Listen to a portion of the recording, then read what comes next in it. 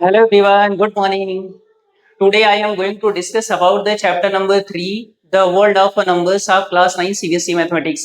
आज हम लोग क्लास 9 के CBSE मैथ्स के chapter number 3 the world of numbers के बारे में डिस्कस करने वाले हैं। ठीक है, तो in this chapter we are going to discuss about the different type of numbers. For example, what is the natural number, what is the whole number, what is the prime number, what is the rational number, irrational number, representation of rational number on the number line, representation of irrational number on the number line, how to find the rational number between the two rational numbers, how to find the irrational number between the two irrational numbers, proving of rationality.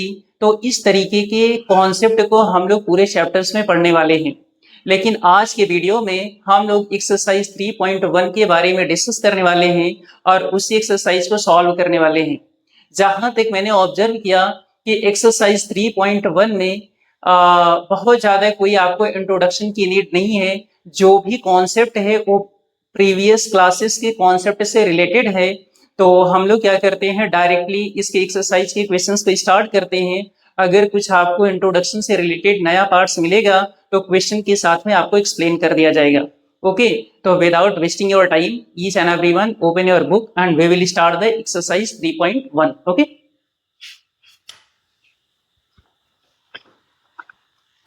Exercise 3.1 which is given on the page number 43। जो आपके पास गणिता मंजरी की book है उसमें page number 43 पे देकर रखा है। Question number 1 दिया है। Basically there are 4 questions in this exercise. तो question number 1, a merchant in the port city of the Lothal is exchanging bags of spices for the copper ingots. He received 15 ingots for the every 2 bags of spices. If he bring 12 bags of spices to the market, how many copper ingots will he leave with? इन्होंने बोला कि ये Lothal port city में एक merchant है जो क्या करता है, बैग्स ऑफ स्पाइसेस के बदले में यानी कि कॉपर्स के इनगोट्स को लेता है। बैग्स ऑफ स्पाइसेस का मीनिंग ये है यानी कि मसाले का जो बैग है अगर वो किसी पर्सन को देगा तो उसके बदले में कॉपर का इनगोट्स, कॉपर का इनगोट्स का मीनिंग क्या है, कॉपर के ब्रिक्स को लेता है। ठीक है, तो बोल रहा है कि he receive 15 ingots for the every 2 bags of spices. अगर वो यानी कि 2 बैग ऑफ स्पाइसेस को देता है तो उसके बदले में उसे 15 इनगोट्स मिलता है यानी कि कॉपर का इनगोट्स मिलता है। तो if he bring 12 bags of spices to the market, अगर वो 12 बैग ऑफ स्पाइसेस मार्केट में लेकर जाता है और उसे देता है किसी पर्सन को, तो उसे टोटल कितने नंबर ऑफ इनगोट्स मिलेगा। ठीक है, ये आपके पास टोटल क्वेश्चन है। तो चलो स्टार्ट करते हैं, मे बी आपको क्वेश्चन समझ में आया होगा। ठीक है, तो question number 1, question number 1, he received the 15 ingots for the every 2 bags of spices. Number of ingots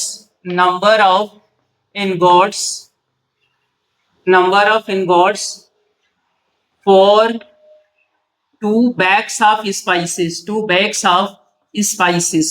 ठीक है, अगर वो 2 बैग स्पाइसेस के देगा तो उसे कितने नंबर ऑफ इनगोट्स मिलेगा, उसे मिलेगा 15 इनगोट्स मिलेगा। राइट है, 15 इनगोट्स, 15 ingots मिलेगा। Right, number of ingots for the 1 bag of spices, number of ingots for 1 bag of spices कितना होगा, 1 bag of spices this is equal to 15 upon का क्या हो जाएगा, 2 हो जाएगा।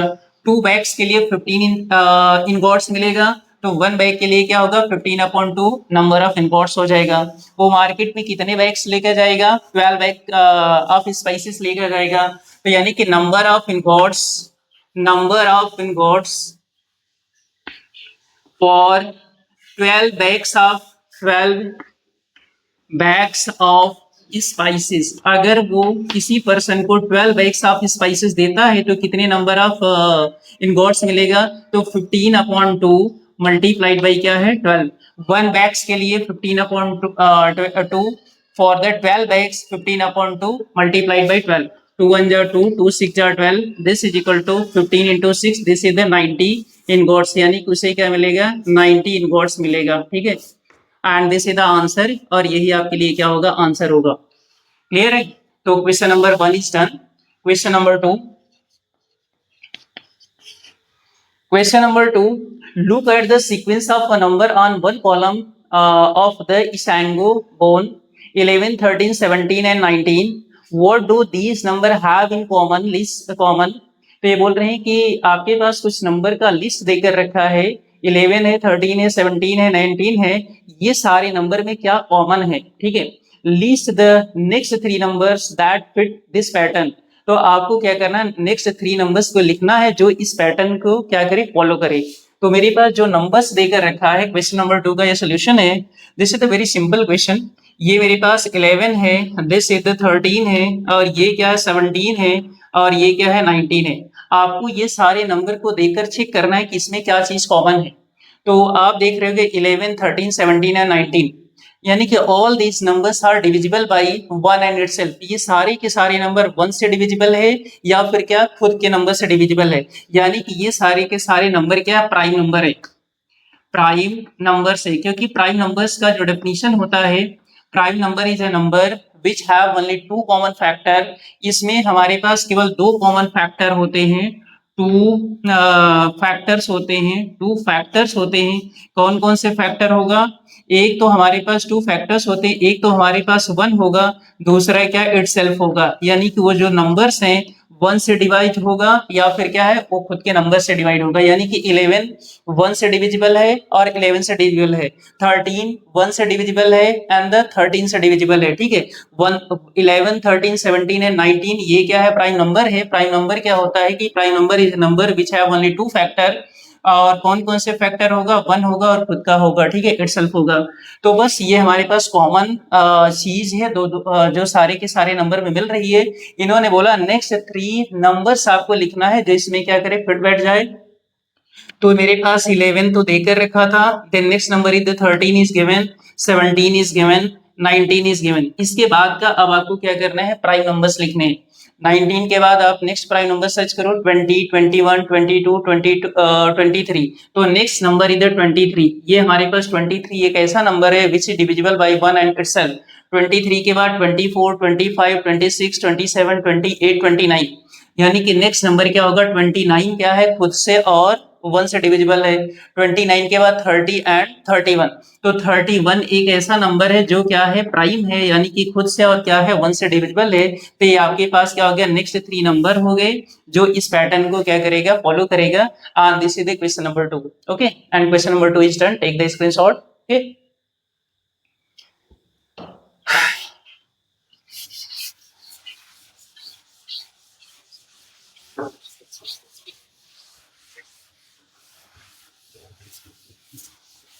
question number 3 and question number 4.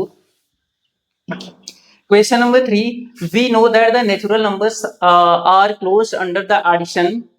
The sum of any two natural number is always the natural number. इन्होंने बोला कि दो नेचुरल नंबर का जो सम होता है हमेशा नेचुरल नंबर होता है, ठीक है।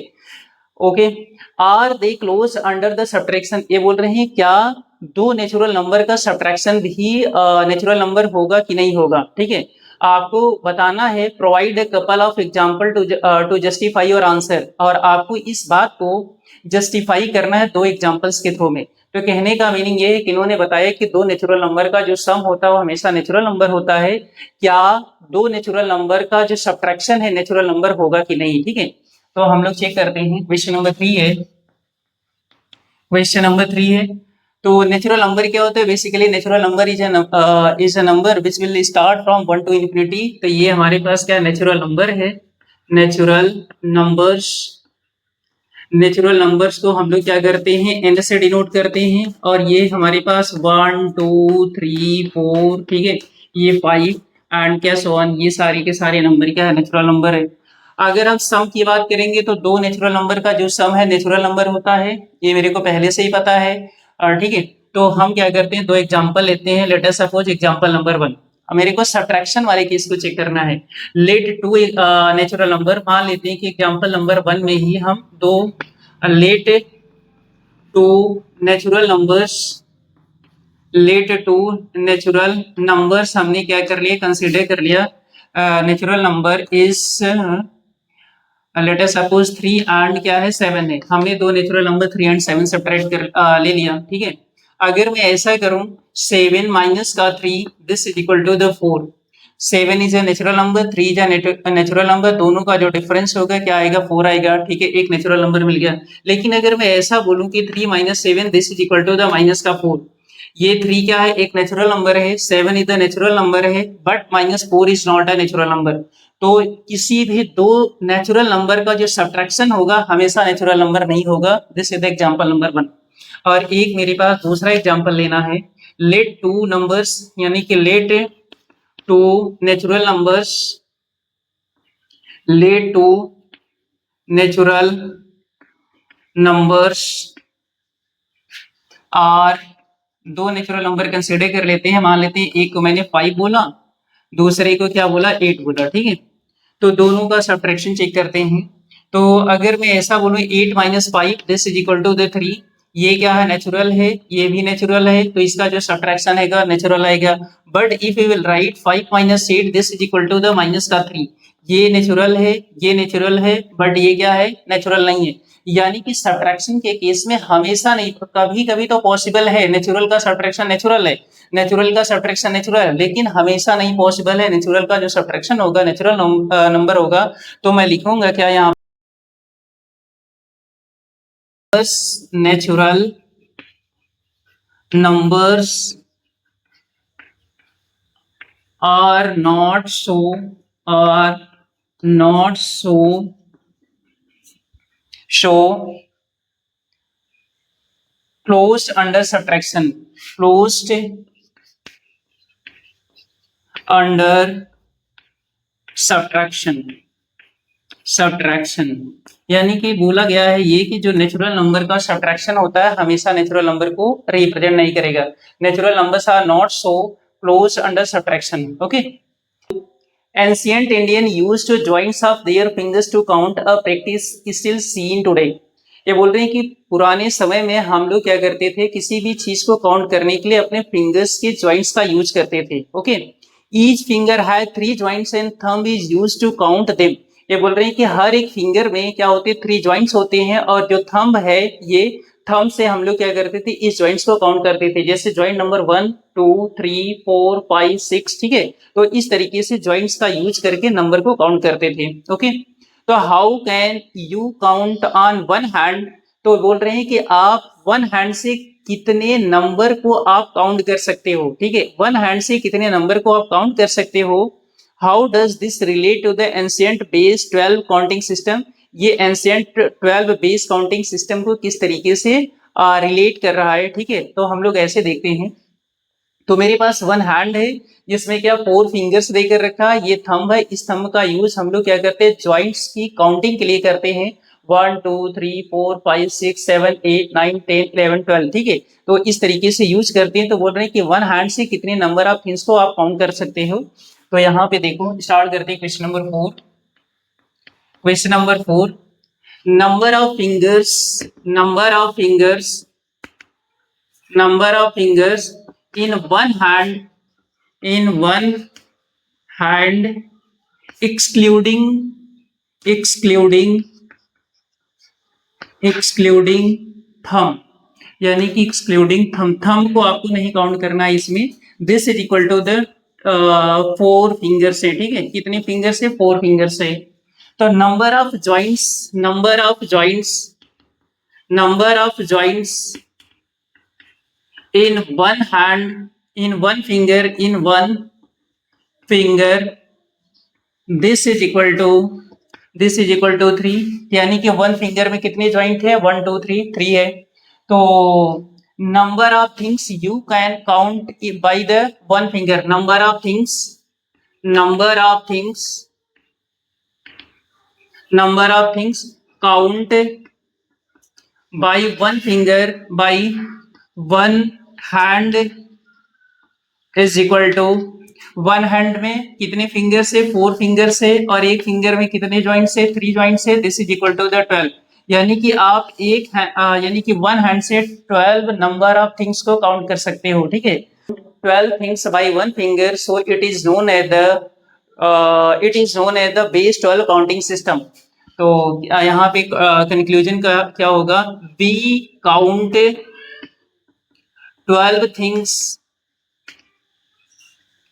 by one hand, so it is known as so it is known as known as so it is known as base 12 base 12 counting system